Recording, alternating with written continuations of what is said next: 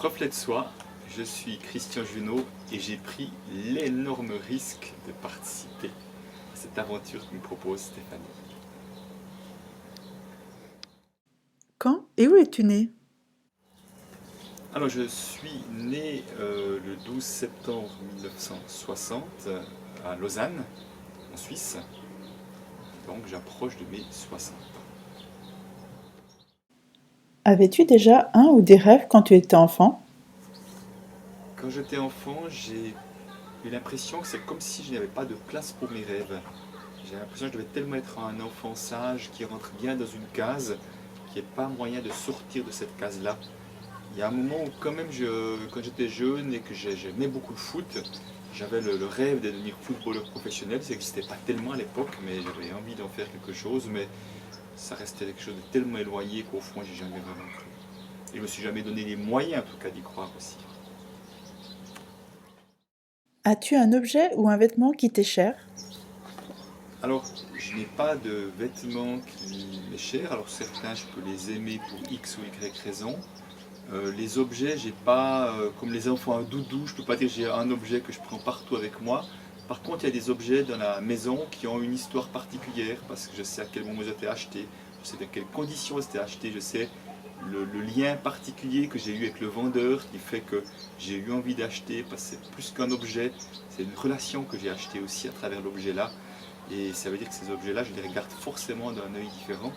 Mais peut-être, puisque tu poses cette question, le tout dernier que j'ai acheté, c'est un tableau, peut-être qu'on aura l'occasion de montrer d'ailleurs, une photo plutôt d'une montagne au coucher de soleil avec la pleine lune derrière. Et j'ai vraiment eu un flash, vraiment un coup de cœur pour cette photo. Et quand j'ai eu la chance d'avoir en plus le photographe qui m'a expliqué tout ça, ça m'a paru évident que je devais l'acheter.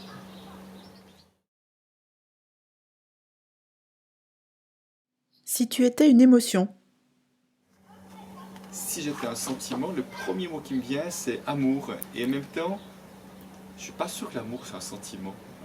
Je me demande si l'amour c'est pas quelque chose de plus profond qu'un sentiment qui va et vient. Donc l'amour, j'ai envie de dire que c'est quelque chose d'encore plus profond. J'ai envie de proposer une deuxième réponse et clairement c'est la joie.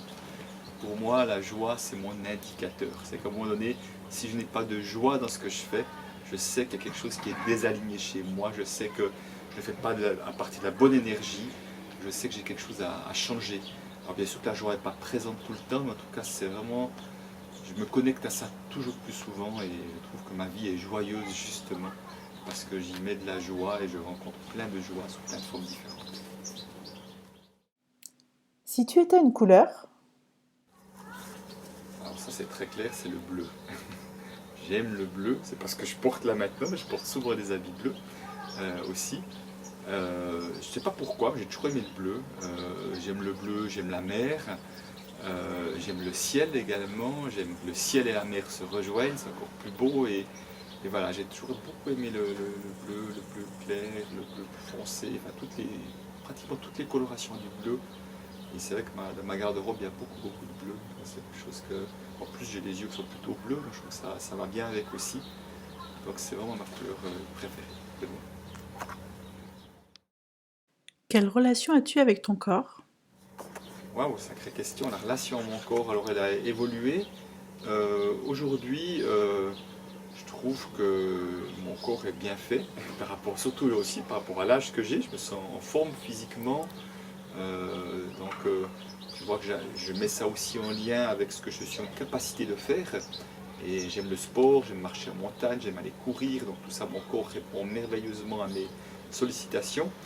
Et puis, il n'y a pas vraiment de partie de mon corps que je n'aime pas. Alors des fois, oui, un petit bidon qui est là et j'apprends à l'accueillir, j'apprends à voir que je ne peux rien lui reprocher à ce petit bidon, puis c'est juste moi qui ai fait tout ce qu'il fallait pour qu'il soit là.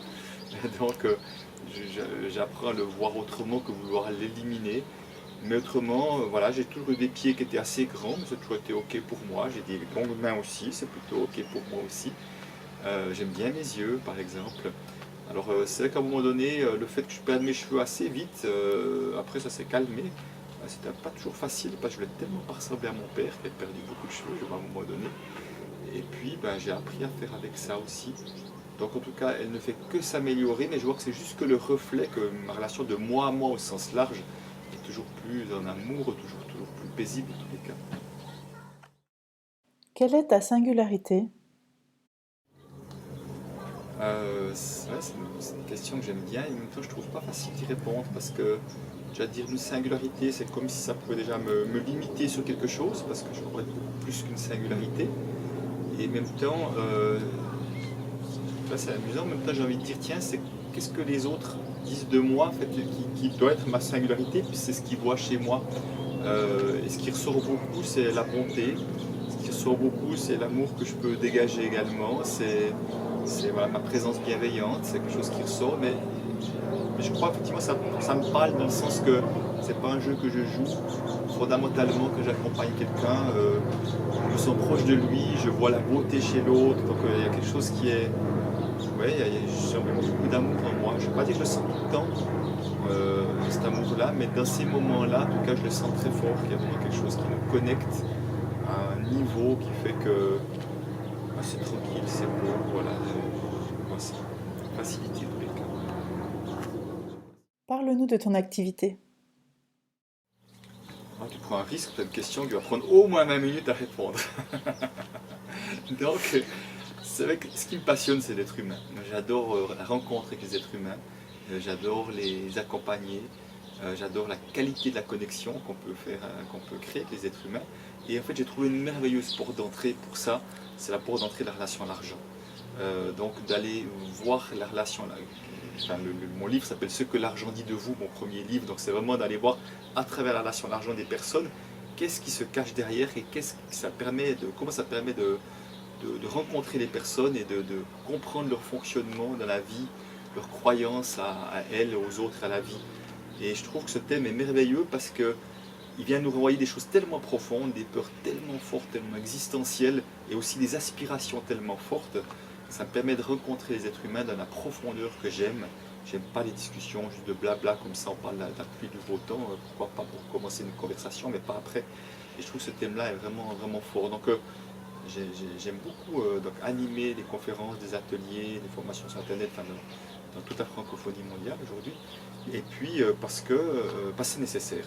C'est nécessaire aujourd'hui que l'argent soit remis à sa juste place, que les gens puissent vraiment offrir pleinement le meilleur d'eux-mêmes sans que l'argent soit un frein, sans que l'argent soit un blocage, soit une source de stress, c'est pas obligatoire. Donc ça c'est le principal de nos formations, mais j'allais dire, il y a d'autres choses, constellation systémique familiale, principe source, d'autres thèmes, mais il y a chaque fois le même dénominateur commun dans tout ce que j'ai toujours fait, c'est comment mettre plus de conscience de soi à soi, de son propre fonctionnement, pour agir à partir d'un endroit qui soit toujours plus serein, toujours plus aligné avec soi-même.